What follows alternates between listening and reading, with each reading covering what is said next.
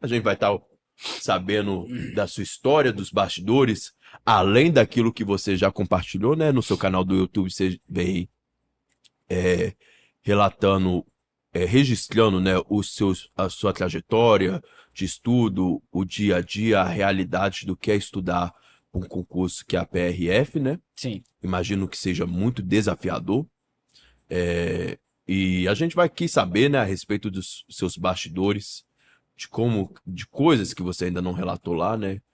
De como que foi para você se tornar um policial penal, o que que você fez, como que foi os processos, a verdade sem filtro, que a internet não mostra, né? Sim. Porque a internet a gente vive numa realidade que sempre mostra o palco, né? Mas os bastidores, ninguém sabe, né? Ninguém vê os bastidores. Sempre tem um bastidor ali. Então a gente começa o podcast, Patrick, com uma pergunta que é uma pergunta filosófica, né? Que ela é muito importante, até mesmo para as pessoas saberem a respeito do Patrick Sander. Quem é o Patrick sem ser a profissão? Ah, essa daí eu queria que a minha esposa respondesse melhor. Ela convive comigo no dia a dia.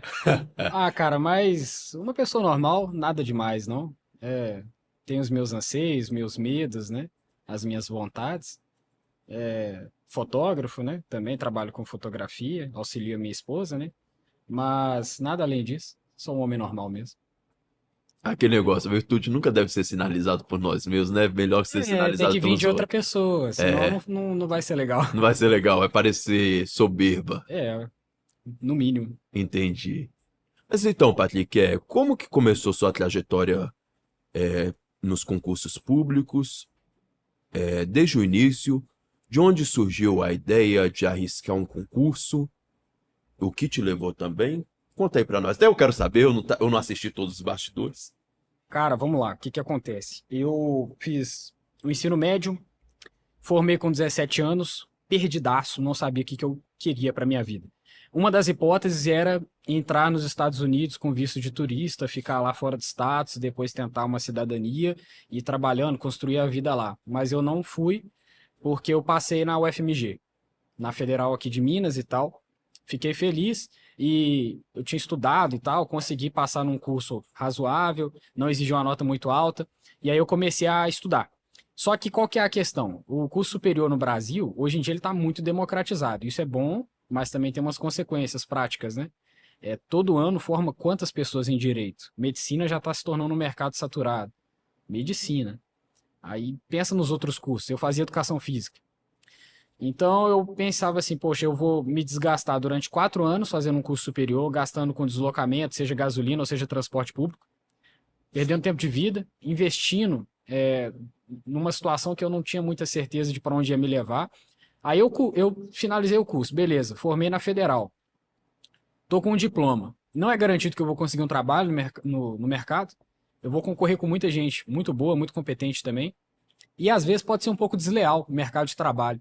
Nada é garantido. Na verdade, não existe garantia nenhuma na vida.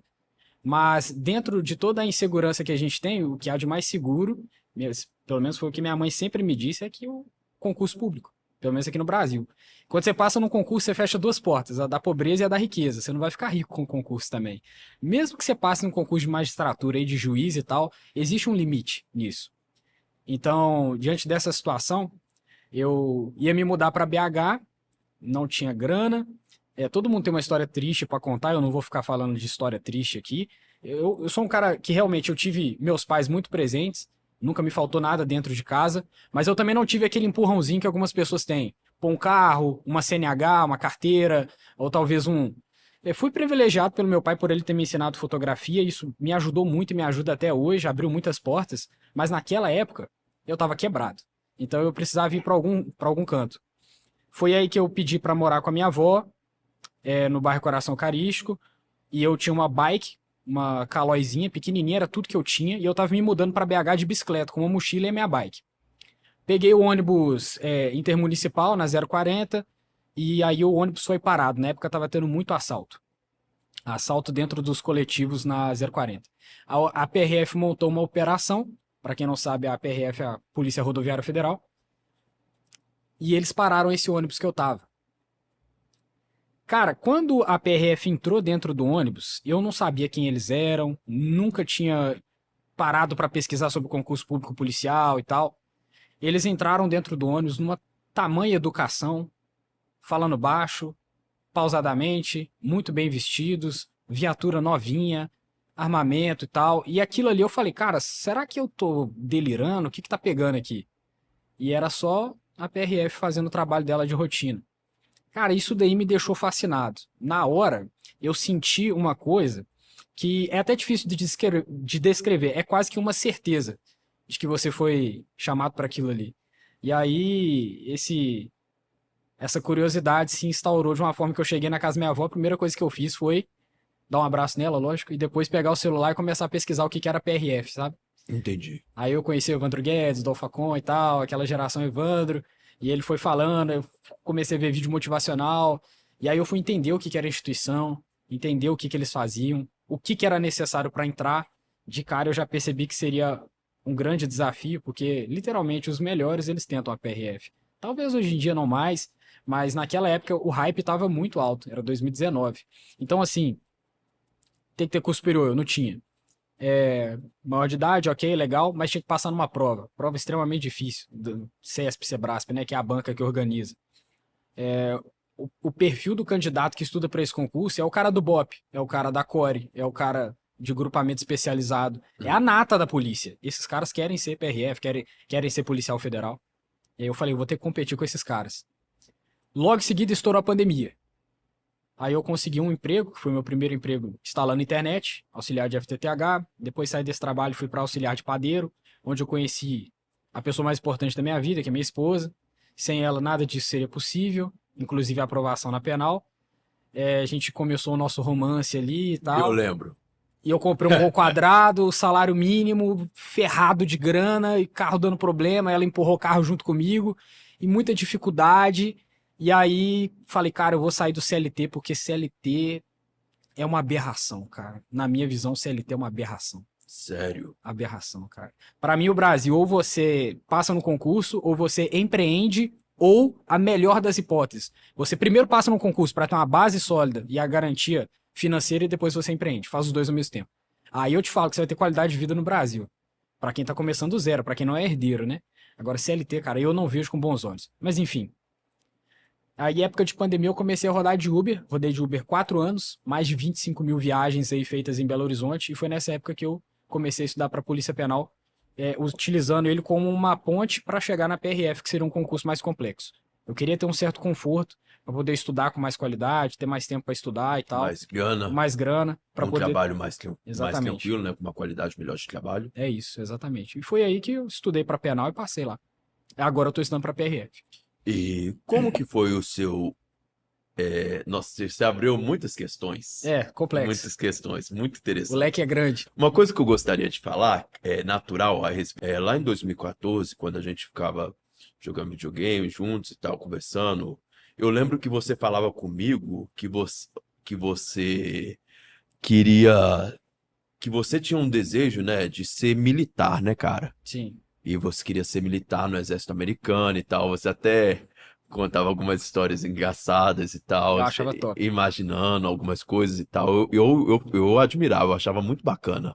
Você até brincava comigo assim, que você falava assim, eu vou ser um militar, o cara que vai morrer com uma granada na mão e levar uns 5 caras junto, e você vai ser o cientista que vai, sei lá, montar novas armas. Você brincava assim, me zoava assim. Não lembro disso não. Que trágico. E aí eu lembro de muitas histórias, assim, muitos momentos bons, né, cara? E aí, cara, eu fico vendo hoje você, né, trabalhando como policial, eu falo assim, cara, e indo de encontro com aquele momento que você falou, de epifania, né, talvez seja uma palavra que se encaixe. O que é isso, epifania? Eu não lembro o significado, mas eu vou contextualizar isso. Talvez um momento de iluminação, né, de descobrimento de propósito. Sim. Que você estava no ônibus entre os policiais, né? A virada de chave, né? E foi a virada de chave, né? Foi o seu momento, melhor do que epifania, né? O seu momento de iluminação de propósito, né? Poxa, eu nasci para isso. E engraçado que vai muito de encontro com aqueles momentos que a gente tinha. Não é o exército, né? Mas é uma carreira é uma carreira militar. Segurança pública, né? Engraçado como que as coisas que... Já reparou que isso é interessante? Como que as coisas da nossa infância, elas reverberam na vida adulta? Com certeza. Isso veio do meu pai, né, cara? Muito filme. Top Gun É, e tal. cara, eu lembro. Muito filme. Eu Acaba lembro. que a gente toma gosto, né? Acaba se Sim. inclinando para aquilo ali. Até fotografia, cara. Na Fotografia. adolescência eu via você muito envolvido com fotografia, Dá pra com aprender. imagens. Você sempre tirou boas fotos. Eu achava interessante como que você tinha esse tato artístico. Perspectiva, né? Essa É a visão perspectiva. de cada um. E eu falava assim, cara, que bom gosto, cara. Como que o cara consegue? E eu tentava imitar, né? Tirar boas fotos também. Eu falava assim, eu não consigo. E a aptidão, né? Junto com a É quase que habilidade, natural, né, quase que cara? natural. Quase que natural. Isso que é legal, né? Que isso que nos torna seres humanos únicos, né? Essas particularidades que são interessantes, né? Sim. E eu quero. Não podia perder esse fio da meada, né? Porque pra mim esse fio da meada, conversando com você no podcast e vendo hoje você trabalhando como policial penal, é uma coisa que me acompanha. Alguns momentos do mês eu lembro, do ano eu lembro dessas coisas, eu falo assim, não, que interessante, né? Que bacana.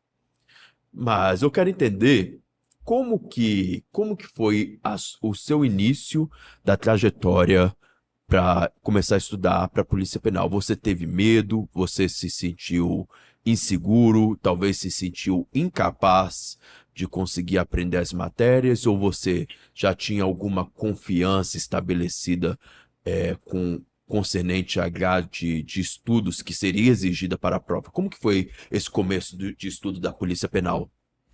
Cara, o que que acontece? Na época do ensino médio, eu já era bem interessado, assim, nas aulas. Então, eu acho que mais em respeito aos professores, eu sempre prestei muita atenção e fiquei calado na minha. E nos momentos que eu tinha que brincar, que me divertir com a galera, eu fazia isso, mas nunca desrespeitando o professor. Então, inevitavelmente, quando o professor estava falando, eu respeitava o momento de fala, eu prestava atenção. E eu sempre gostei muito desse lance de tirar notas boas, porque eu não era privilegiado em quase nada. Então, em alguma coisa eu tinha que ser bom, mostrar o meu valor ali. Então, na CDM, cara, Cidade dos Meninos foi mágica aquela época. Então, eu focava nos estudos, eu gostava. Então, eu já tinha um certo gosto por estudar. Nunca fui aquele cara gênio. Pô, meu cunhado, cara, ele tem uma facilidade de absorver, até minha esposa também, uma facilidade de absorver conteúdo, de memorizar umas coisas complexas. Cara, a minha memorização é horrível. Eu lembro quando você foi me dar aula de violão, de teclado, eu custei Foi, Manuel? eu não consegui memorizar dó, ré, mi, fá, sol, lá, si. Isso é verdade. Cara, eu tive que ficar repetindo isso uns 7 dias. E é a coisa mais básica da música, né? Literalmente, é a introdução da introdução. Então, quando eu fui pegar pra estudar pro concurso, eu falei, cara, eu vou ter que elevar a régua aqui. Só que aí entra a minha parte nerd. Naruto, na veia, nunca desisti dos seus sonhos, não importa o que aconteça, eu não largo o osso, meu irmão. Então, quando eu falo que eu vou fazer até o final. Que eu morra tentando. E aí, eu sabia que seria um caminho complexo, porque estudar para concurso é muito diferente de estudar na escola ou de estudar para faculdade. O concurso é o quê? Um apanhado de questões, um conteúdo enorme, e você nunca vai conseguir entender ou memorizar tudo. Isso é fato. Aquele cara que passa no topo do concurso, o 01, que é o primeiro colocado, ele não memorizou tudo, ele não guardou tudo. Então envolve técnica, envolve estudar da forma correta, envolve entender o que a banca cobra, porque cada banca tem um perfil de cobrança. E também um pouco de sorte. Isso é inegável. Concurso público envolve muita sorte. E eu entendi o que eu precisava fazer, que era sentar e estudar o mais básico possível. Eu sempre tentei simplificar a minha vida ao máximo, porque a vida, de um modo geral, já é bem complexa, né? Então, sem método mirabolante, eu só sentava e fazia a minha parte, que era ler todos os dias, fazer as questões. O meu primeiro conteúdo mesmo para estudar foi uma apostila que eu comprei na banca. Cara, um material péssimo, mas era o que eu tinha. Então eu comecei estudando por ali. Quando eu tava na academia fazendo esteira, eu tava escutando videoaula. E ainda sou assim até hoje. Desde 2019 eu nunca parei de estudar. Nunca na minha vida eu parei de estudar. Eu já tive vários momentos de recaída em que eu quis parar. Até hoje, às vezes, dá uma desanimada. Mas eu me nego. Desistir não é uma opção. Tô na academia, eu tô escutando uma videoaula. Eu tô dentro do carro, sozinho, indo para Belo Horizonte, uma viagem de 40 minutos, e eu tô escutando videoaula. Eu tô numa fila, seja ela qual for, eu tô com o meu celular. Até mesmo na fila que eu pego para passar pelo Boriscan, antes de entrar na cadeia, né? Que a gente tem que passar pelo procedimento para verificar se a gente não tá entrando com nenhum ilícito e tal. Existe uma fila, porque o procedimento é relativamente lento. Eu pego meus papelzinhos ali com as anotações e vou lendo. Então, nenhum tempo ele é perdido. E é o básico mesmo, sempre estudando muita lei seca, né? Muito o tato mesmo da matéria, que é o básico ali do concurso público. E não tem como, cara. Uma hora de tanto você repetir a mesma coisa, você acaba retendo um pouco. Então, a prova da penal, eu já tinha feito antes a prova da Guarda Municipal de BH, eu fui aprovado, fiz